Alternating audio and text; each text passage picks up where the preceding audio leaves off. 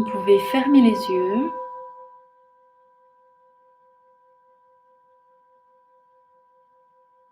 Respirez profondément. Écoutez le son de la cloche.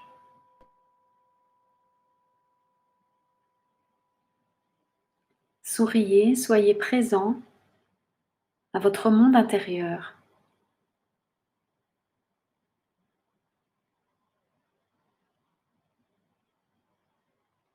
Continuez à respirer avec amplitude. Sentez ce ventre qui se gonfle quand vous inspirez. Et sentez ce ventre qui se dégonfle à l'expiration.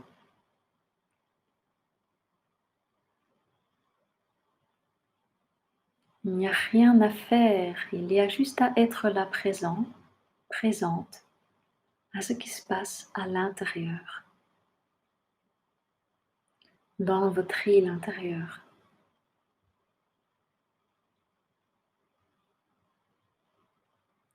Pour être pleinement là, ce qui peut être aidant, c'est de détendre le corps, partie par partie, d'aller sonder chaque zone. Et pour cela, nous allons commencer par la zone du front. Essayez de détendre, de mettre du souffle à l'intérieur de votre cerveau. Mettez-y de la paix, de la légèreté. Allez chercher les sensations intérieures, comme des exploratrices, des explorateurs. Est-ce que cette zone est grande? Elle va d'où à où? Est-ce qu'il y a une sensation intérieure, des picotements ou autre?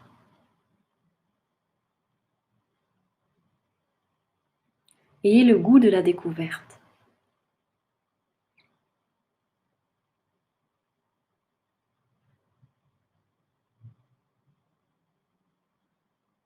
Ensuite, toujours en souriant, descendez dans la zone des yeux. Installez la paix dans vos yeux et tout autour des yeux.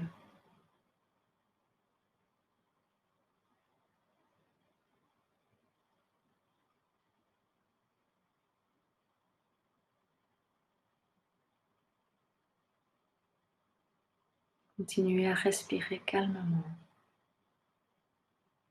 tranquillement.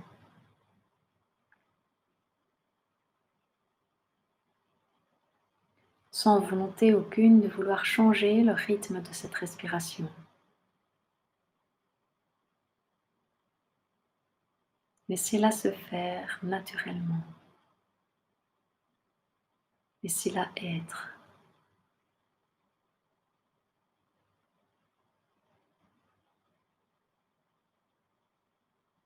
Ensuite, détendez la zone du nez.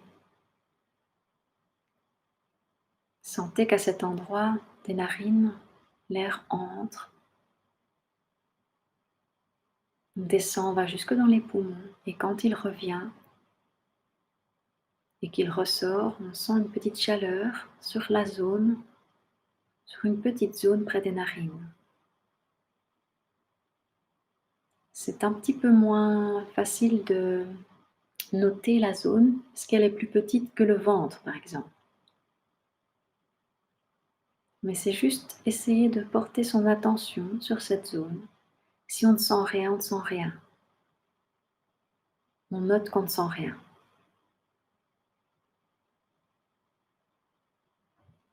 Et on continue à se focaliser sur cette zone.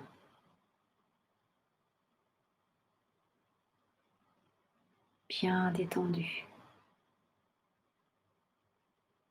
En paix.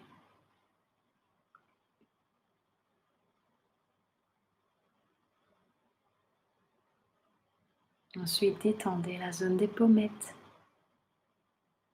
Continuez à sourire, à sentir ce que ça fait quand vous souriez.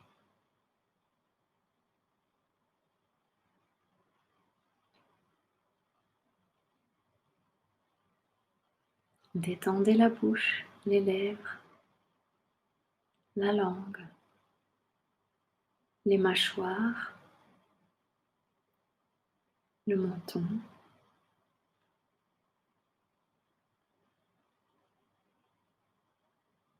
Relâchez maintenant tout le visage dans sa globalité.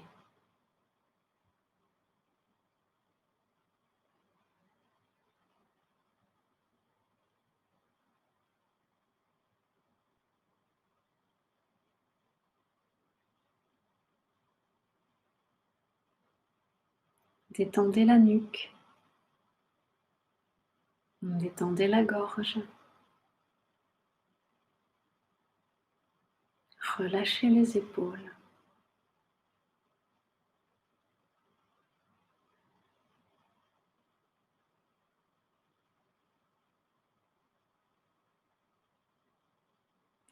Relâchez les bras,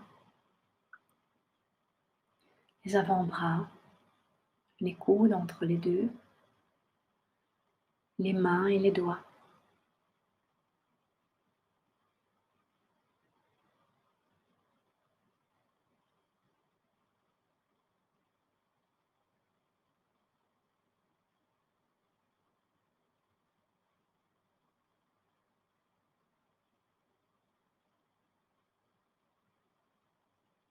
Puis détendez la colonne de haut en bas, le haut du buste, le long des côtes, le ventre.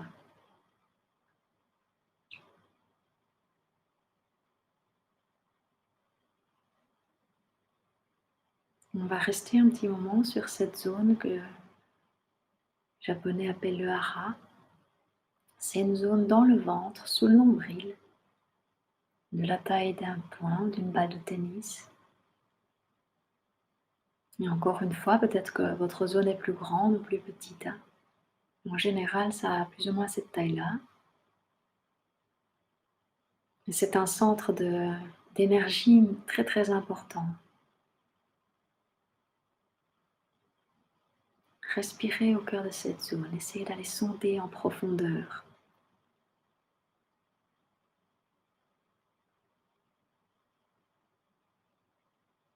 Cherchez à sentir cette zone.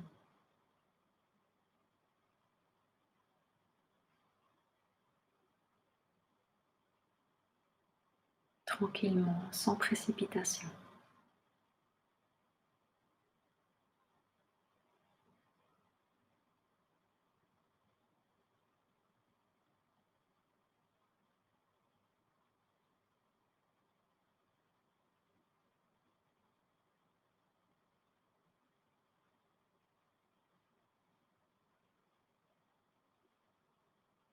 Sentez tout ce haut du corps qui est relâché au mieux que vous pouvez le faire. Sentez que ça s'apaise par rapport au début de la méditation. Qu'il y a des choses qui se posent, qui deviennent beaucoup plus légères, que ça devient pour certains très confortable d'être justement là.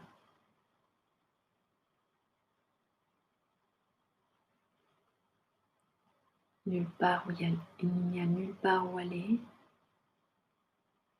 aucun souci.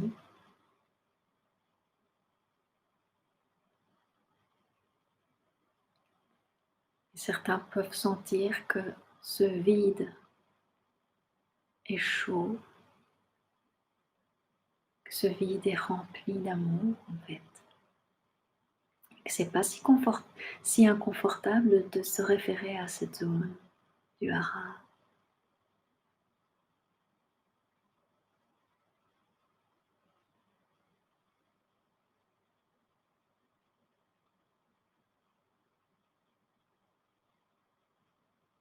Respirez au cœur de cette zone, au cœur de qui vous êtes.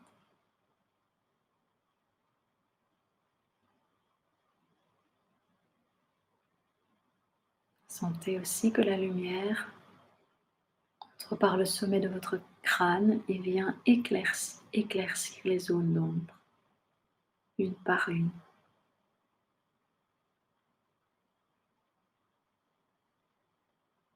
Et que ce que vous pensiez très sombre, très catastrophique, peut être transformé, que ce sont juste des phénomènes qui apparaissent et qui disparaissent, des perceptions erronées parfois sur ce qu'on croit être sombre, ténébreux, horrible en nous.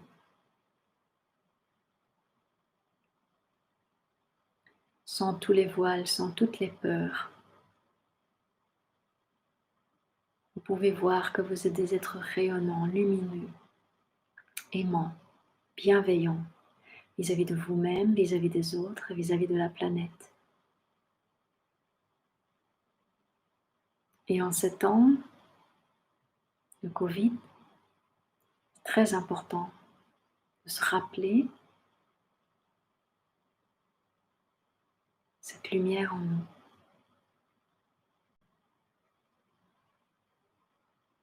De tranquille, d'apaisant.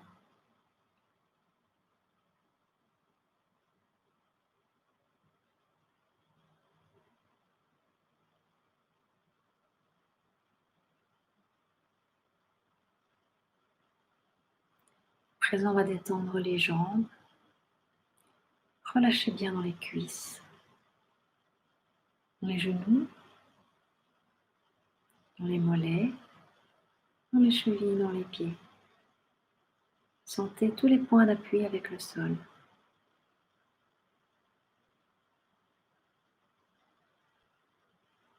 Sentez votre connexion à la terre-mère sous vos pieds, qui est vitalisante, soutenante, nourrissante.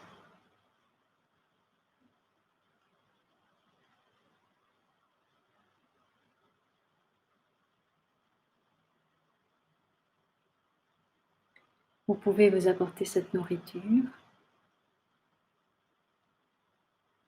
cette vitalité. Vous êtes responsable et vraiment maître de vos vies, vos destinées. Il y a d'autres personnes qui peuvent vous y aider. Elles font partie de toutes ces racines, de tous ces liens en lien avec l'ancrage, avec la terre-mère. Ça peut être des ancêtres biologiques ou spirituels, des auteurs de livres, de films, des personnes rencontrées sur le chemin, des personnes qui vous soutiennent, qui vous propulsent en avant. Tout ça est bien disponible à chaque instant. Vous pouvez aller puiser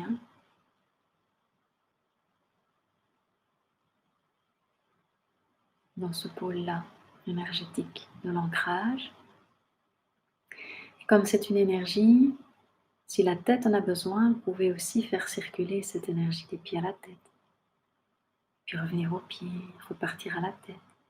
Que ça circule bien fluidement en fonction de vos besoins.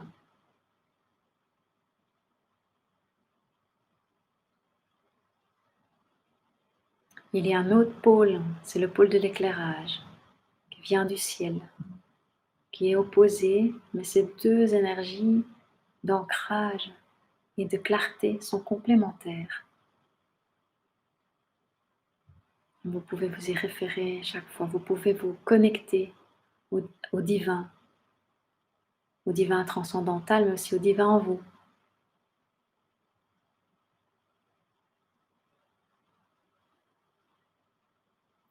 Et vous pouvez vous sentir aussi interconnecté. Vous n'êtes jamais seul.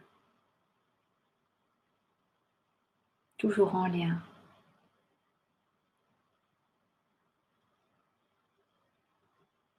Nous intersommes.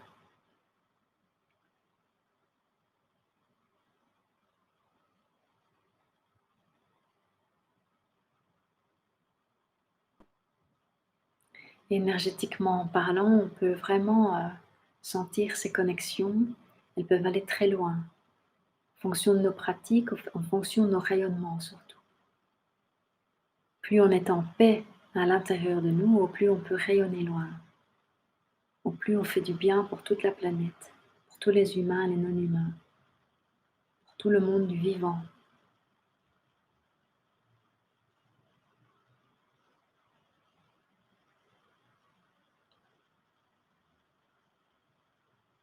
Et ainsi bien nourris par la terre et par le ciel, on peut évoluer de manière sereine, tranquille. C'est vraiment une question de choix, d'accueil inconditionnel et de transformation.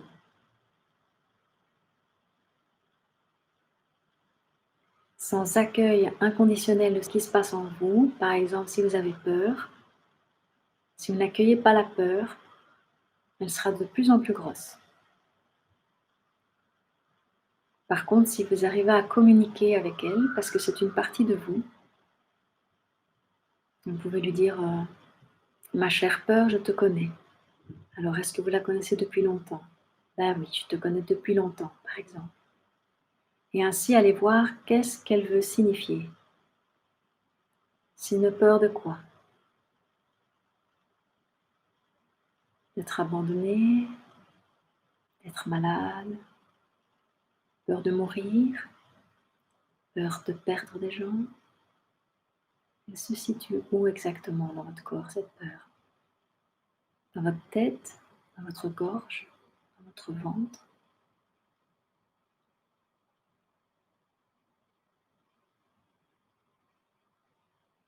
Et en l'accueillant pleinement, en lui disant voilà, je ne comprends pas très bien, est-ce que tu peux me guider, me dire qu'est-ce qu'il y a derrière cette émanation, cette émotion?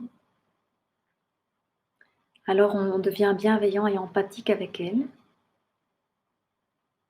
et elle peut s'apaiser. Et quand elle est apaisée, alors on peut veiller à arroser les graines, d'autres graines, comme par exemple celle de la bienveillance, celle de l'amour profond, inconditionnel. Et on arrose ces graines-là, et donc elles vont émerger. Et la graine de la tristesse ou de la peur, elle va d'office diminuer, naturellement, sans qu'on se fixe là-dessus, sans qu'on se focalise sur elle, parce qu'auquel cas, là, elle ne va pas se sentir bien. Par contre, si elle est accueillie et qu'elle voit d'autres graines, il y a quelque chose en elle qui va être rassuré, et elle ne va plus faire d'émanation aussi énorme qu'avant.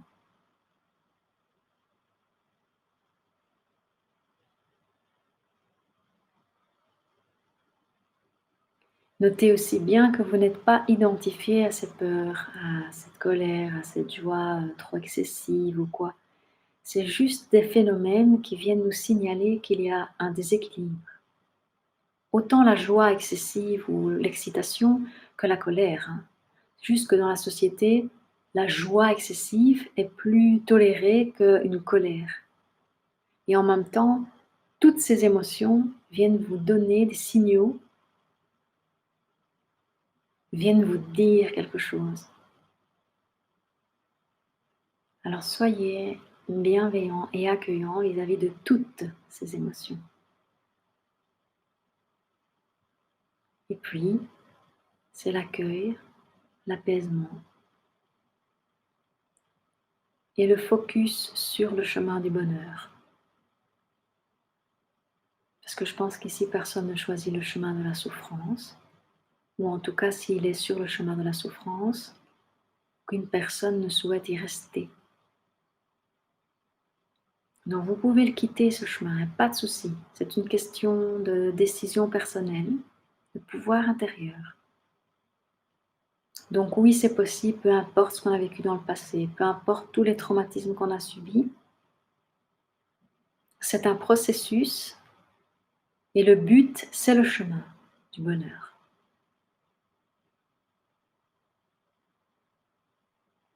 Donc en souriant, en pratiquant la méditation du sourire et de la gratitude, on y est déjà. Voilà.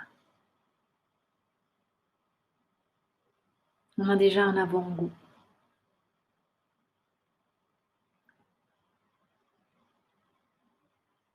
merveilleux chemin qui nous attend.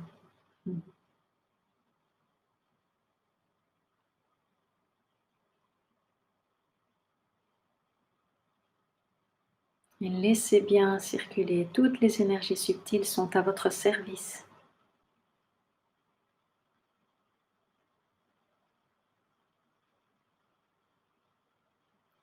Et si vous notez qu'il y a des pensées qui n'ont pas trop l'air d'être à votre service, mais qui plutôt vous limitent, la même chose qu'avec les émotions qui perturbent, hein. Que venez-vous me dire, chère pensée, la parasite? C'est sûr ça. Et d'aller interroger avec bienveillance. Ça va permettre de les déloger, de les remettre en question et de trouver l'autre côté. Je ne veux plus la peur comme pensée, ça donne en rapide pour le cerveau et manière positive. J'ai envie d'amour, je suis l'amour, je me sens aimée, j'aime. Voilà. Essayez de vous répéter des phrases positives et courtes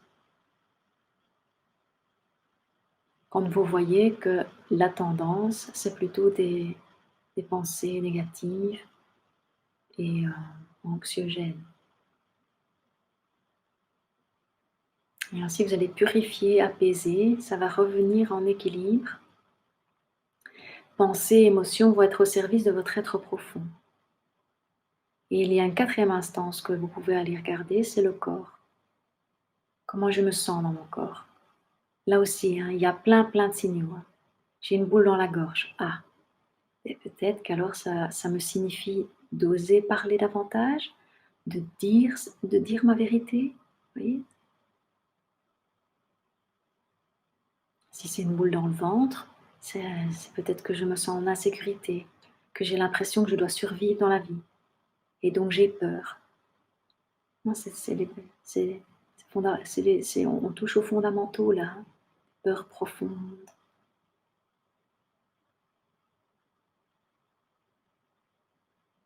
Liée à la survie, à la sécurité.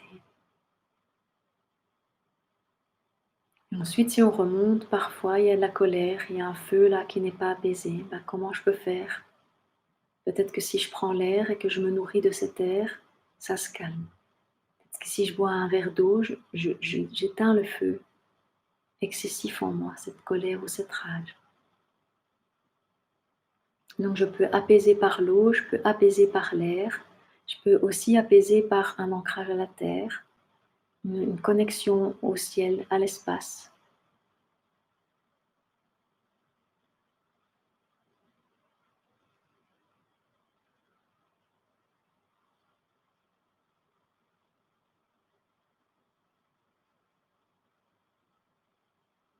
Et tout ça est formidablement accessible.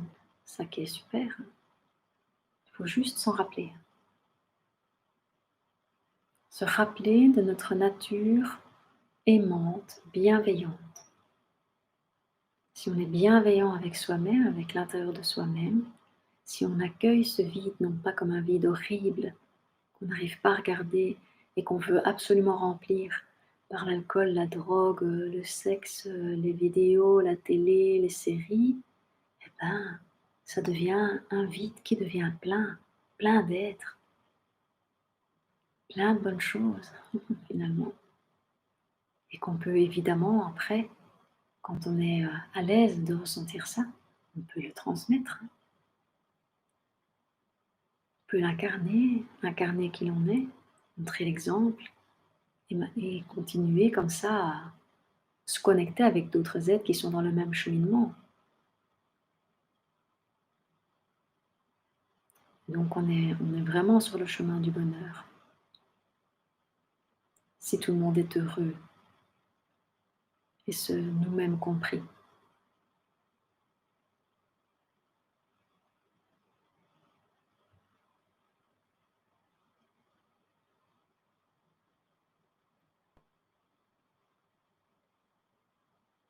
Revenez à votre souffle, à vos pas.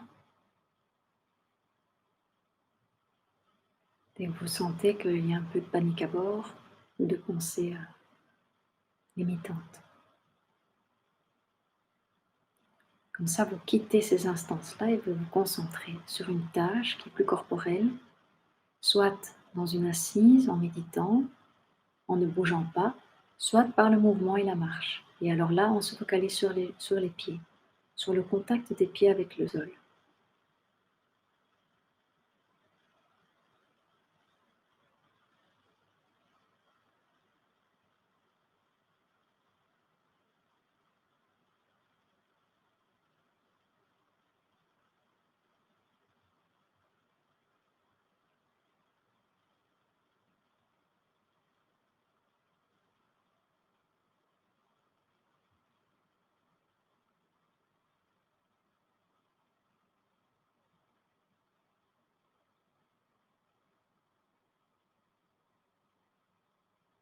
Goûtez ce vide rempli, ce vide chaud, plein, plein de divin. Mm.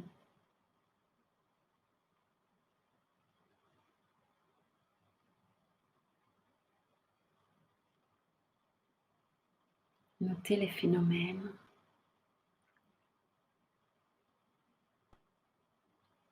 Cherchez à observer tout ce qui émerge en ce moment en vous.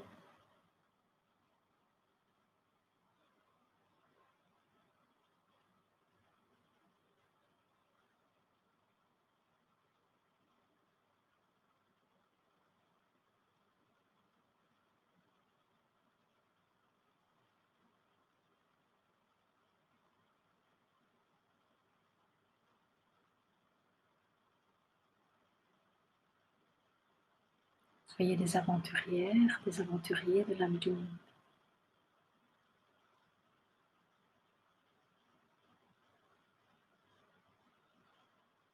Vous êtes en chemin et vous êtes sur le bon chemin, celui qui est juste pour vous.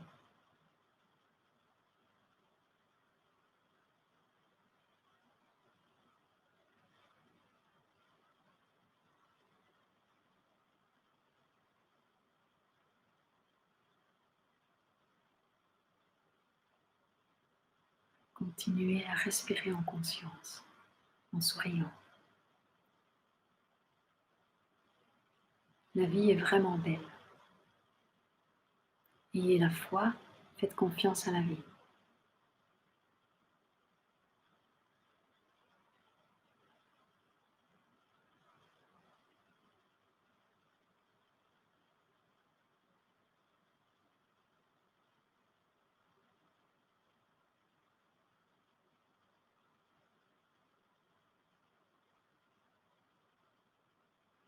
Laissez être.